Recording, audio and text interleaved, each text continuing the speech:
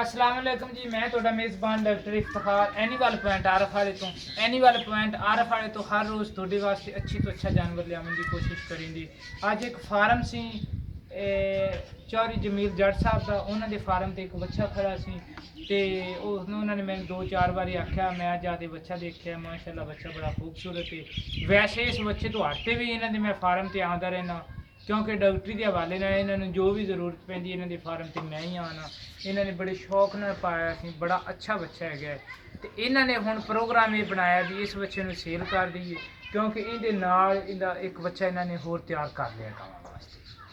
ਤੇ ਪਹਿਲੇ ਆਪਾਂ ਤੁਹਾਨੂੰ ਬੱਚਾ ਦਿਖਾ ਲਈਏ, ਉਸ ਤੋਂ ਬਾਅਦ ਆਪਾਂ ਇਹਦੇ ਮਾਲਕ ਤੋਂ ਸਾਰੀਆਂ ਗੱਲਾਂ ਪੁੱਛਾਂਗੇ, ਕਿੰਨਾ ਵਜ਼ਨ ਹੈ, ਕਿੰਨਾ ਰੇਟ ਲੈਂਦੇ ਨੇ, ਤੇ ਉਹ ਗੱਲਾਂ ਆਪਾਂ ਕਰਾਂਗੇ ਬਾਅਦ ਦੇ ਵਿੱਚ। पहले तुहानू बच्चा दिखा लीए जी, अगर मेरा कैमरामैन थोड़ा जिहा नेड़े लिया तो तुहानू दिखा सके। माशाअल्लाह बच्चा इन्हां दा बहुत अच्छा है।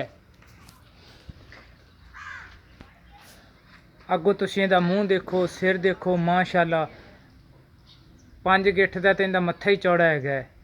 कालियां अखां ने दोवें बिल्कुल। तो कि ये गल मैं पिछली वीडियो च भी दसी सी भी अगर कन्न च कोई टुक होवे, कोई कुरबानी वाले जानवर नूं या कोई हुंदा ना मसला, वो मैं चीज़ां पहले दियां आप देखियां ने, इनू आप सारे चैक किया तो ये माशाअल्लाह इन्हां दा बच्चा भी बड़ा प्यारा है, इनका रंग ही बड़ा प्यारा है। इन्हां दी आपदियां गावां दी ब्रीड वास्ते इन्हां ने रखा होया सी, इन्हां दा आपदा इत्थे गावां दा फार्म है। ते बाज़ औकात हुंदे ने बच्चे वलैती बंदे नूं नेड़े नहीं आवन देंदे, मारदे हैगे ने। ये बच्चा बड़ा शरीफ है, किवें मर्जी इनू फड़ी फिरो अगों पिछों। माशाअल्लाह इहदी पट्ट देखो,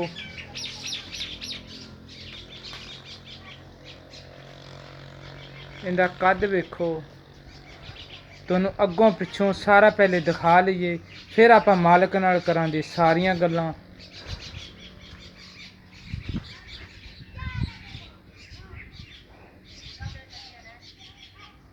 मूँह दे विचों यह हैगा जी चौगा, यानी कि एडा बुढ़ा नहीं है, अजे तक मूँह दे विचों चौगा है।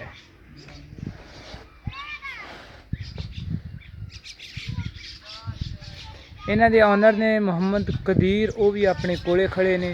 आपां उन्हां नाल सारियां गल्लां करांगे, सब कुछ उन्हां तो पुछांगे भी की हिसाब है, की किताब है इहदा। एक बारी तुहानूं अगों पिछों सारा दिखा दईए।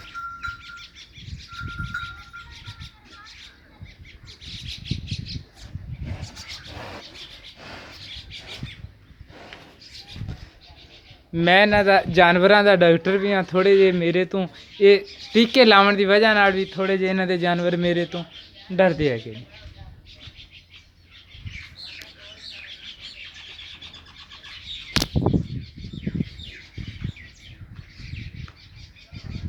बाज़ औकात लत्त तो लंगा करदा है, या कोई अख नूं मसला हुंदा है, या कोई कन्न नूं मसला हुंदा है, ऐ जा इन्हें कोई प्रॉब्लम नहीं हैगा, कोई मसला नहीं हैगा।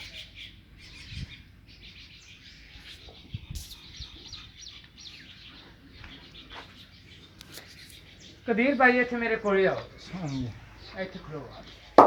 अस्सलाम वालेकुम। माशाअल्लाह यार कदीर तेरा बच्चा प्यारा है, सोहना है। सब तो पहले तो तू मैनू ये गल दस, ये मूँह दे विचों किवें है? मूँह दे विचों चौक है। ते दूसरी गल ये हैगी है भी इहदे किसे लत्त तो लंगा कोई किसे किस्म दा, अच्छा किसे किस्म दा कोई मसला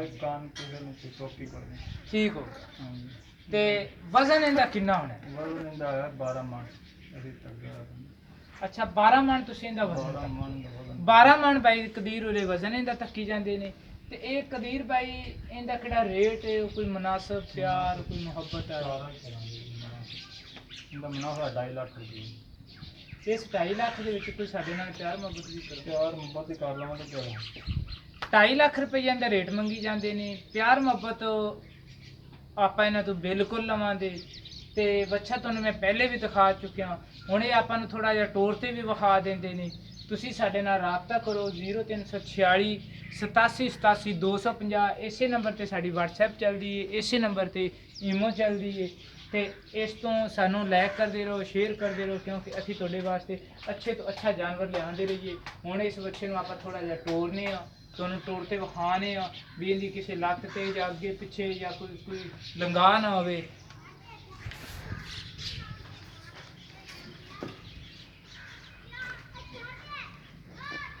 ਇਹ ਤੁਹਾਡੇ ਸਾਹਮਣੇ ਆ ਰਿਹਾ ਟੋਰ ਤੇ, ਲੈ ਆਓ ਪਿੱਛੇ। ਮਾਸ਼ਾਅੱਲਾ ਇਹਦੀ ਹਾਈਟ, ਇਹਦੀ ਲੰਬਾਈ ਤੁਹਾਨੂੰ ਸਭ ਕੁਝ ਨਜ਼ਰ ਆ ਰਹੀ ਹੈ। ਥੋੜਾ ਜਿਹਾ ਨਾ 2-4 ਦਿਨ ਲਗਾਤਾਰ ਬਾਰਿਸ਼ ਹੁੰਦੀ ਰਹੀ, ਉਹਦੀ ਵਜ੍ਹਾ ਨਾਲ ਵੀ ਜਾਨਵਰ ਥੋੜੇ ਜਿਹੇ ਡਿਸਟਰਬ ਰਹੇ ਹੈਗੇ ਨੇ। ਕੋਈ ਖੁਰਾਕ ਦੇ ਵਿੱਚ ਵੀ ਥੋੜੀ ਜਿਹੀ ਕਮੀ ਆਉਂਦੀ, ਕੁਝ ਪਾਵਣ 'ਚ ਵੀ ਕਮੀ ਆਉਂਦੀ।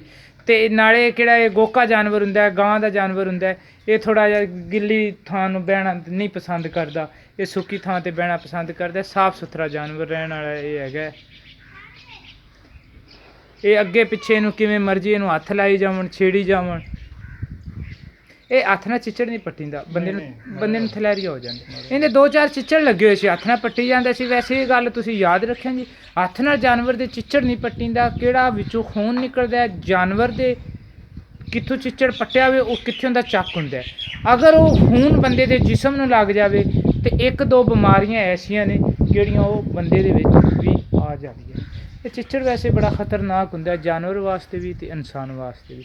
ਤੁਸੀਂ ਸਾਡੇ ਨਾਲ ਰਾਬਤਾ ਕਰੋ 0346 87 87 250 ਤੇ ਐਨੀਮਲ ਪੁਆਇੰਟ ਆਰਫ ਵਾਲੇ ਨੂੰ ਜ਼ਿਆਦਾ ਤੋਂ ਜ਼ਿਆਦਾ ਸਬਸਕ੍ਰਾਈਬ ਕਰੋ। ਬੈਲ ਆਈਕਨ ਦਾ ਬਟਨ ਜ਼ਰੂਰ ਦਬਾਉਂਦੇ ਰਹੋ ਕਿਉਂਕਿ ਤੁਹਾਨੂੰ ਹਰ ਨਵੀਂ ਆਉਣ ਵਾਲੀ ਵੀਡੀਓ ਦੀ ਨੋਟੀਫਿਕੇਸ਼ਨ ਮਿਲਦਾ ਰਹੇ। ਤੇ ਮਿਲਨੇ ਅਗਲੀ ਵੀਡੀਓ ਦੇ ਵਿੱਚ। ਪਾਕਿਸਤਾਨ ਜ਼ਿੰਦਾਬਾਦ।